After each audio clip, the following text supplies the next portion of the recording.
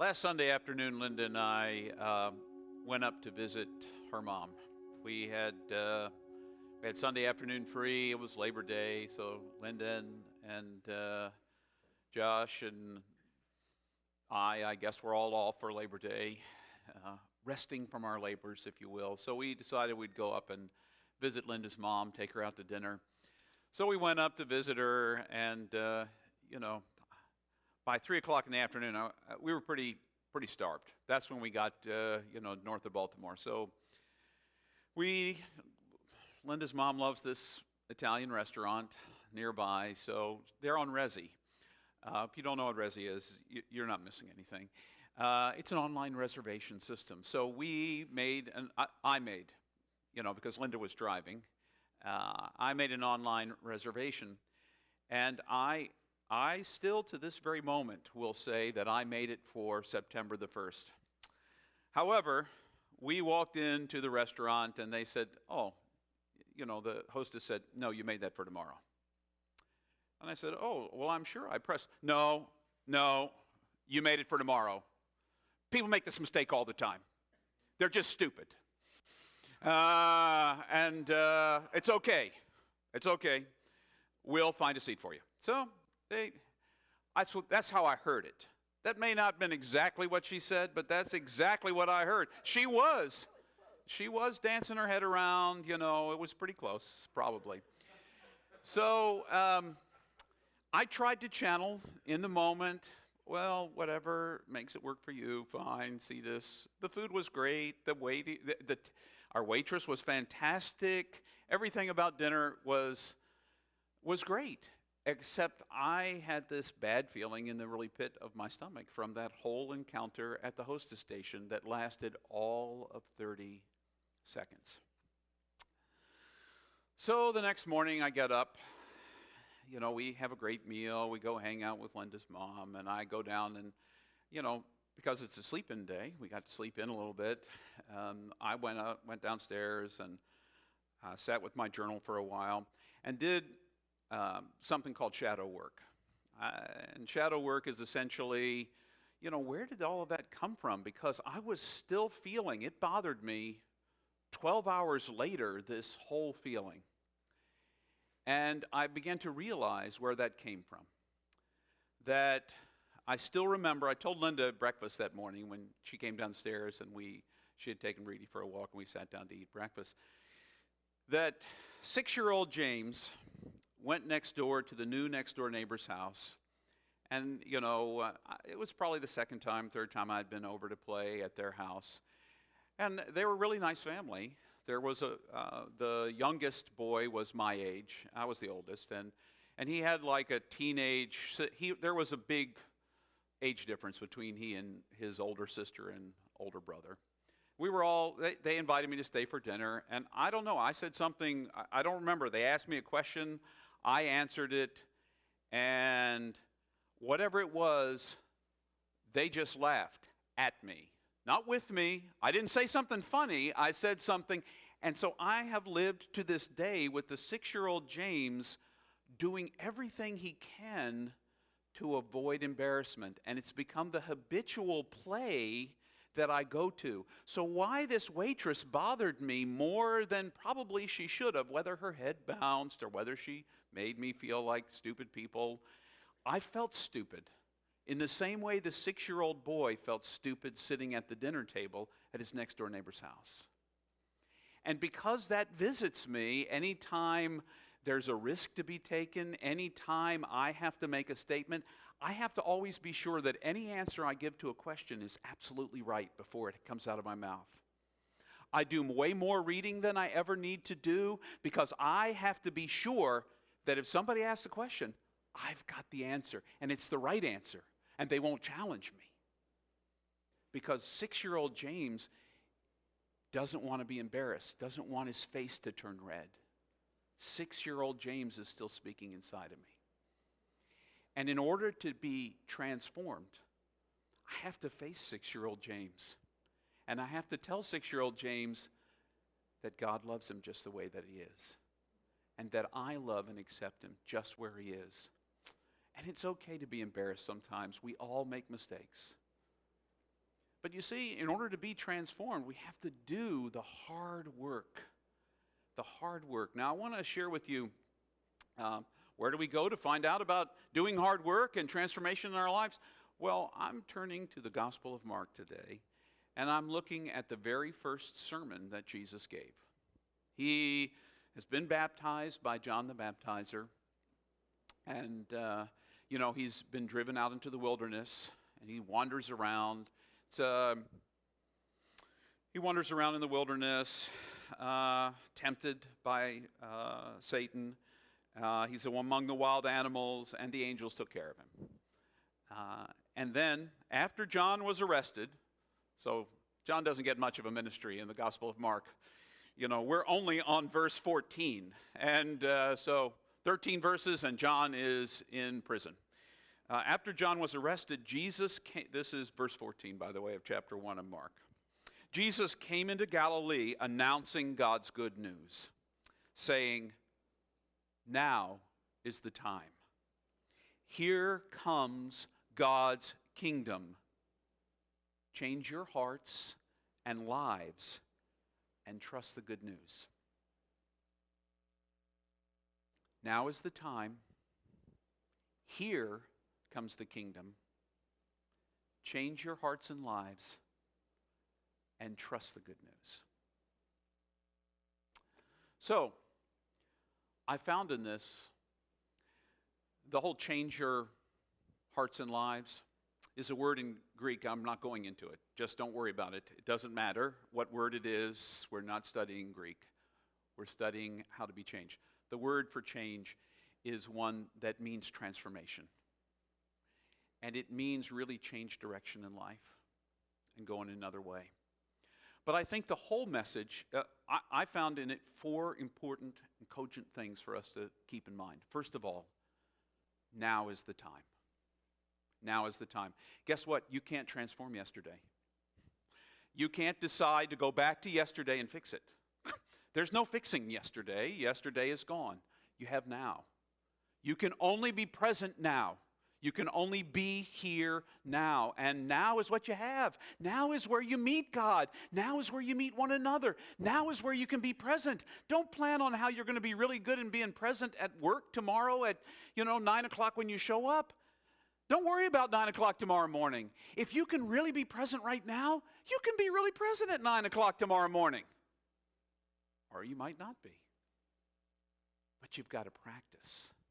Now is the time. Now is the time. That's the only time you have. There's nothing morbid about that. But you have now. So since you have now, live now. Be now. Be in this moment now. And if what I'm saying doesn't make any sense to you, just let it flow past you. But be now with us in this room. Because part of the reason why we do this weird thing every week where we gather in one space is because together there's something unique as we build community and a sense of connection beyond ourselves. And you know why churches are made up of imperfect people?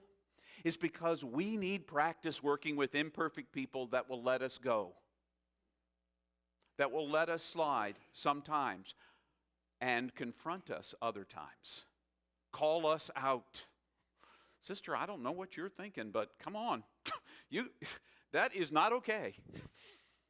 That is why we need communities like this. That's why we need face-to-face time with one another. Because being present now with one another means, after this message, you can call me out and say, James, I think that you're just living on some kind of other planet.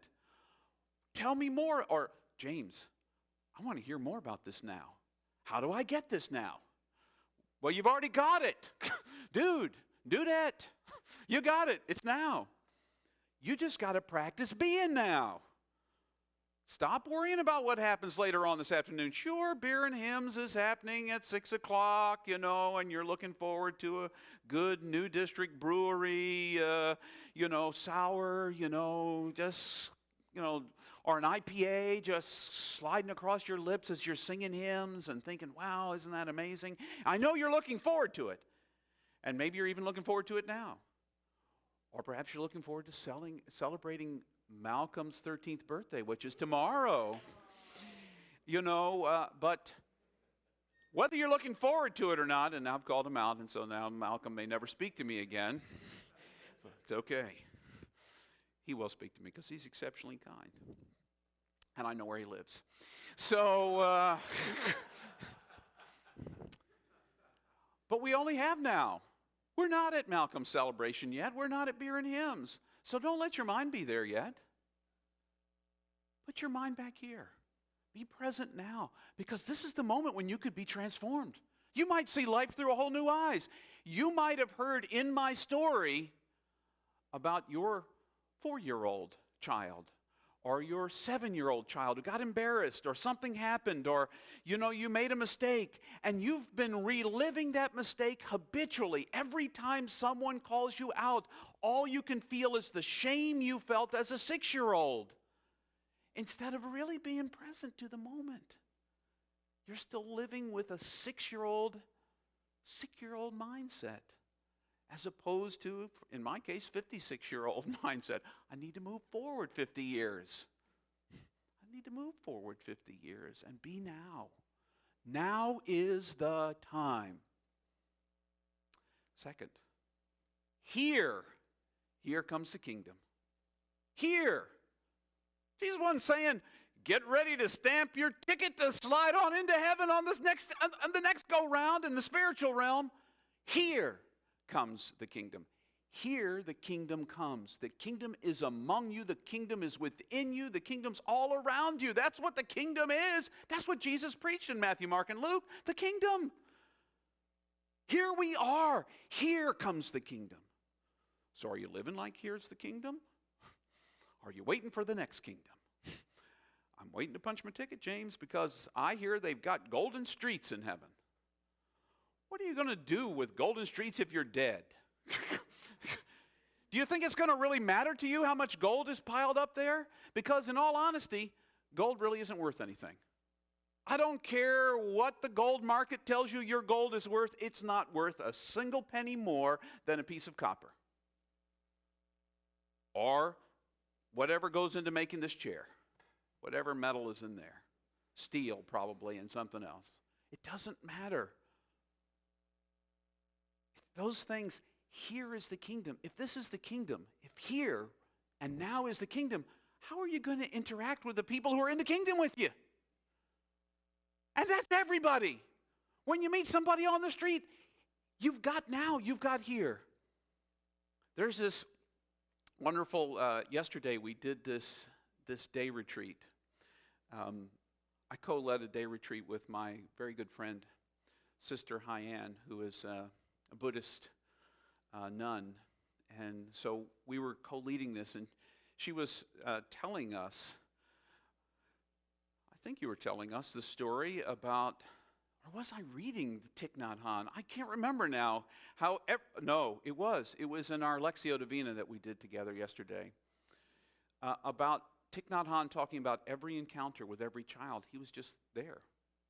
Every encounter that he made with another human being, he was there. Because this is what I have now. What would it look like if you didn't just perfunctorily say, "Hi, how are you?" You don't really care what the answer is. Can we be honest with each other? Most of the time you don't even wait around for the answer. You just expect fine and move on because it's just perfunctory. What would it be if you stopped, if you left a half an hour early for work so that there was actually time, if somebody talked to you, that you could actually listen? James, what are you talking about? I'm talking about the kingdom, and I'm talking about here and now. You don't have tomorrow to talk to that person. You got now. So if you meet them on the subway, they could fall in front of the train. Last time you said something to them. So you have here and you have now. And that's where transformation happens, when you learn to be here and now. Not 15 minutes from now, not 15 hours from now, and not 15 days from now. You may have a great vacation planned 15 days from now, but guess what? It isn't 15 days from now. It is now. I don't even know if you'll be around. You don't even know if you'll be around in 15 days. Or the place that you were going. Imagine you were going to the Bahamas, that you've been planning this for a year. And what island were you going to? The one where there's nothing left. And you're all disappointed. Well, what about the people who live there? What about the front page of the Washington Post about the woman, they were in the same house, she and her children and her husband, and the wave came, the water came, split the house in half, and he's gone. They don't know where he is. You've got now, and here is the kingdom. Here is the kingdom, and it's right now. You can taste it. When you really listen to somebody, when you really look at somebody, if you look at the moment, in this moment, I wish you could see through my eyes right now the glow that is on your faces. Because I see Christ right here and now. And Christ is in all these seats. Now, I can't see you yet on the internet. I'm sorry. I know you're here, but I can't see through the electronics. It just doesn't work that way, one way at this point. But I see Christ in you. And the only way I've ever learned to see Christ in you is by being here and now. Right here and now. And if we could just learn to stop, just imagine the kindnesses we might exchange with our neighbors. I found one of the things I have to do when I'm coming to an event at St. James, because I walk here, I have to leave extra time. Because if I'm in a rush, I run into 6 people between here and my house who want to talk to me, who I don't even know who they are. Oftentimes, I was having dinner 2 weeks ago. We were meeting good friends, a married couple who are both United Methodist clergy people, and we were meeting them for dinner at Clyde's. And I thought, I'll just walk over there because Clyde's is very close. Let's go over there. So I walk. And on the way, I'm walking, and I run into somebody in my neighborhood. I don't even know who they are, and I have a conversation. Well, that's great. All right. I left with an extra few minutes, so, that's okay. I'm going to make it to Clyde's on time. I'm way ahead of everybody else. I leave. I'm going to beat everyone else there. Oh, no, I'm not. Because I'm passing by the bus stop. I can see Clyde's. I can see Clyde's. I am beating everybody there. I am going to be the first in there. And that's all I'm thinking in my mind.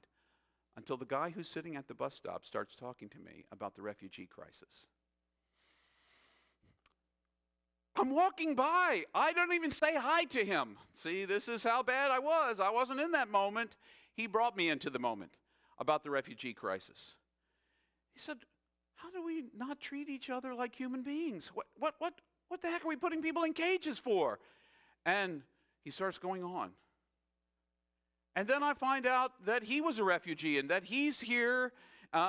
He came before we started treating refugee like they were cattle or small dogs and put them in cages. He came and he was granted a visa. But now his visa was going to run out and they were going to send him back. And he was telling me all of this, and I'm thinking, I've got to be at Clyde's, and, I'm not going to be on time anymore. I'm going to be late.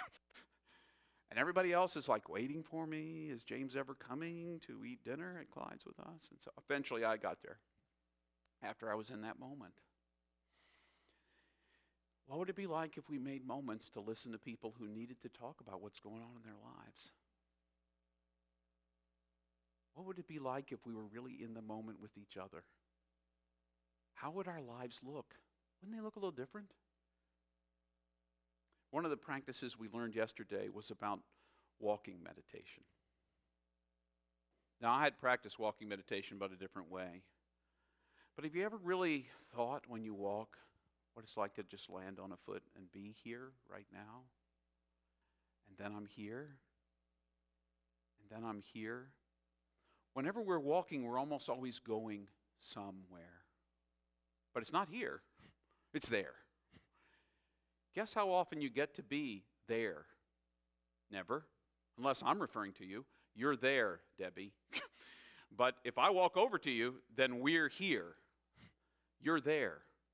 I'm never there because once I'm there, I'm here. See, isn't that messed up? Now is the time. Here comes the kingdom. Here. Practice now and here, Jesus is saying. That's what I hear him say. He goes on to say, beyond now and here, change your hearts and lives. That's where things like shadow work, being self-aware, paying attention to what's going on inside yourself, makes a difference. I'm coming to believe I don't really do any changing. I don't change myself. I don't. I thought I did. I put myself as authentically, as openly as I can in God's hands. And if I'm really here and I'm really now, God can change me. But I have to be there.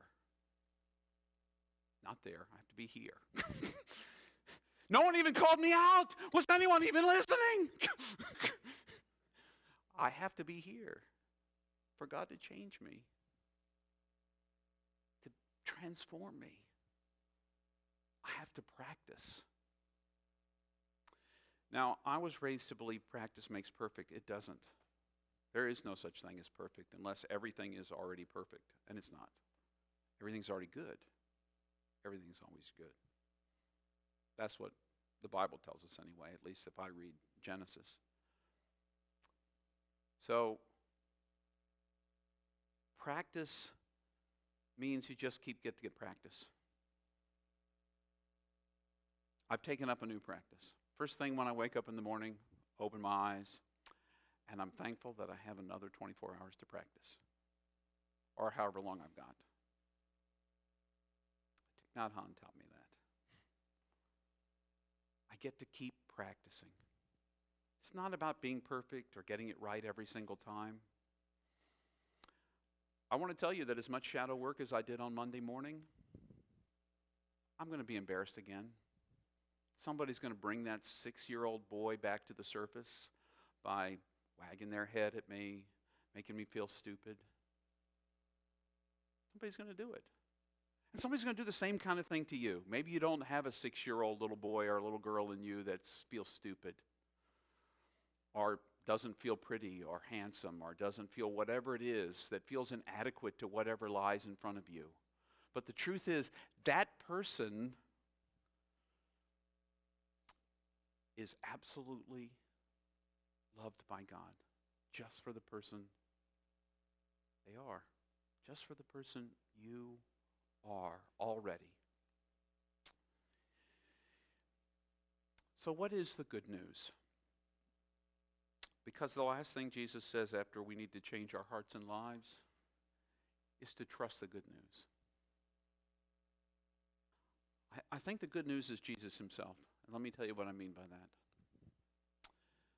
One of the things the church has proclaimed for a long time is that Jesus was divine and human at the same time.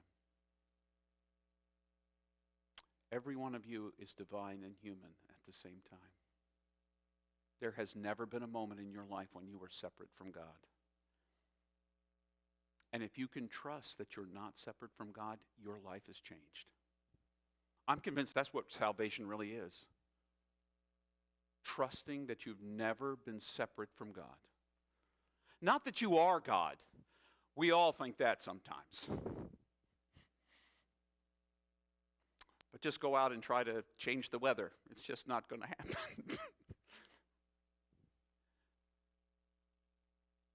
But you have never been separate from God. God is not you, and you are not God, but neither are you other than God. You're all a part of what God's doing right now, and this now, this here, and this now. God's doing something. And if we could trust that we're not separate from God, we'd behave differently. It's the fear of the separation. It's the fear and the anxiety that comes from believing our lives are scarce that keeps us pushing other people away. We don't have to push them away. Because you know what? Like it or not, you are all part of me. And I'm part of all of you. And there are people I don't even know that are a part of me, and that I'm a part of them. And there are planets and galaxies I've never seen that I'm a part of, and that are a part of me. Oh my gosh, what a mess this whole thing is.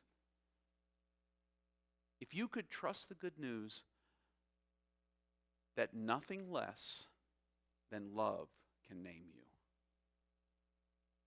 Not stupidity, not embarrassment of a 6-year-old child, but nothing less than love can name you. If you can trust that you could never be separate from the love of God.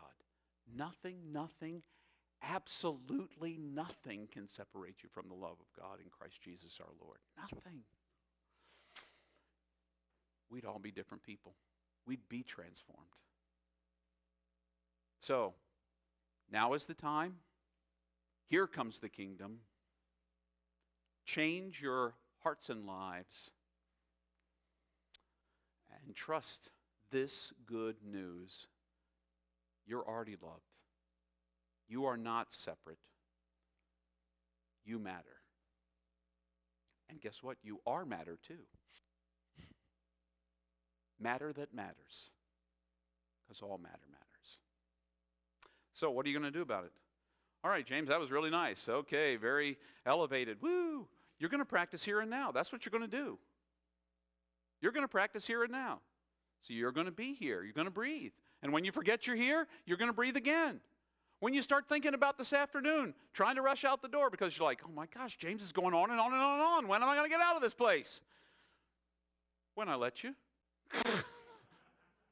Or when you choose with your own feet to get up and leave because you've gotten enough. I know now. All I have to be is here and now. So I'm going to go be here somewhere else. And my now is going to be out there.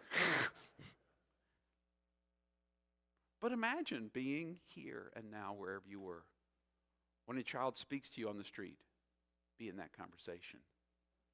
When somebody's coming by with a dog, even though it's a yellow lab and all and you're in your black ready to go to church and they're talking about, well, do you like dogs?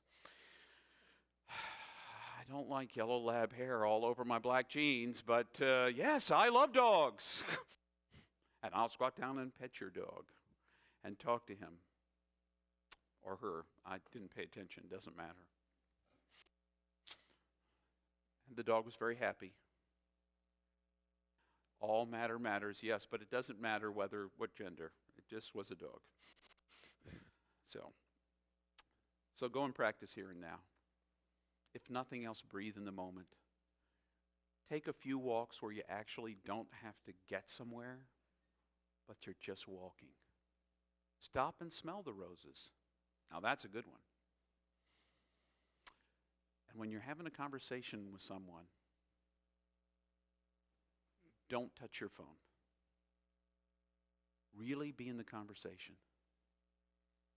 What would you do if I was going to preach and I just stood here while I was talking to you? Oh, you're still here? Oh, that's nice. Oh, look at that. Linda has tweeted, trust the good news that you are loved. That's really good. Oh, you're still here. How many times are you somewhere else when you could be right here? I'm not saying don't ever text again. I'm just saying when you're with someone, be with them here and now.